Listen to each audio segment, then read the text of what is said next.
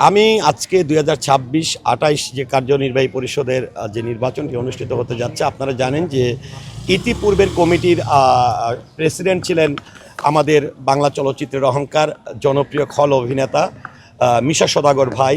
তার সঙ্গে সাধারণ সম্পাদক ছিলেন আরেকজন বাংলা চলচ্চিত্রের অহংকার চলচ্চিত্র প্রযোজক, পরিচালক এবং অভিনেতা, যাকে দানবীর অভিনেতা বলা হয়, মনোয়ার হোসেন ডিপজল সাহেব।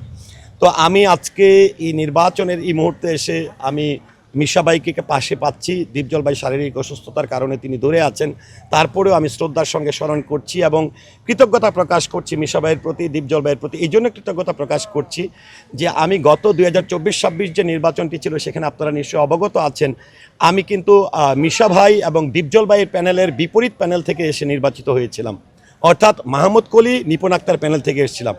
আর প্রত্যেকটা প্যানেল কিন্তু 21 জন ভিত্তিক হয়। তো 21 জন ভিত্তিক প্যানেলের মধ্যে আমি যেই নিপুণ আক্তার এবং মাহমুদ কলি প্যানেলে দাঁড়িয়েছিলাম, সেখান থেকে আমরা মাত্র 3 জন পাশ করেছি।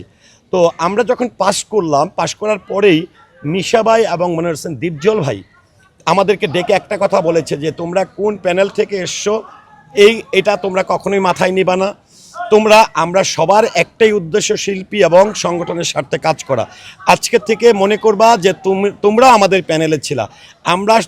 আমাদের সকলের একটাই চিন্তা চেতনা, যেটি হচ্ছে শিল্পী এবং সমিতির কল্যাণে কাজ করা। তো বাপ্পা আজকে সেই জায়গায় মিশা ভাই এবং ডিপজল ভাই আমাদেরকে এই 2টি বছর সন্তানের মতন করে, অভিভাবকের মতন করেই কিন্তু আমাদেরকে নিয়ে 2টি বছর সংগঠন চালিয়েছে।